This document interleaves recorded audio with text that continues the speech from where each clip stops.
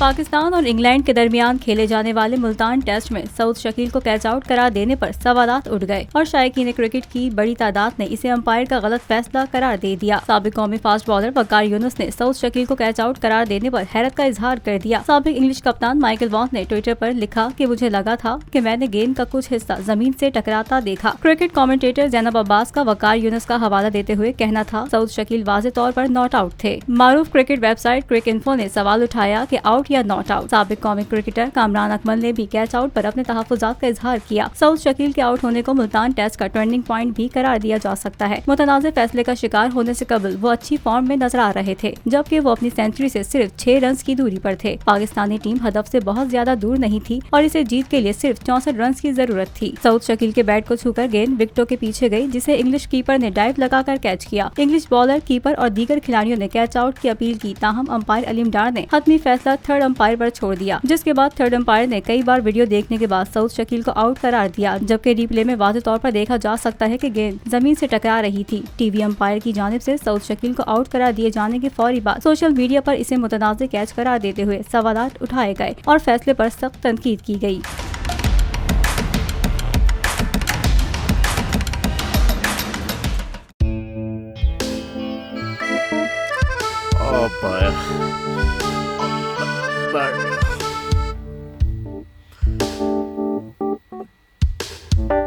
इंतशार से निकलने का वाहिद हल इंतखाबात है। हकीकी आज़ादी मार्च आज रवा। हाँ, आयत के मुताबिक अगर आप उसको ये रिपोर्ट दे दे तो मैं आपको 3-4 सीटें दे दूंगा। मौलाना हाँ साहब, वो जो रिपोर्ट हमें दे दे और वो जो नीली पीली चैनल है वो लगाए। जाओ शबाज। हम ऐसा टीवी देखते ही नहीं जिसका रिमोट हमारे हाथ में न हो। और यहाँ पे कोई 2 नंबरी नहीं चलेगी। और हम कोई गुलाम है जो आप रिमोट मांगे हम दे दें?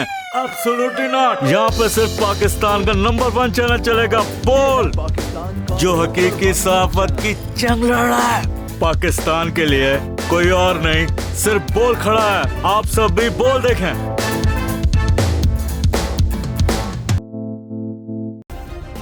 सब्सक्राइब करें और बेल दबाएं ताकि कोई खबर रह न जाए।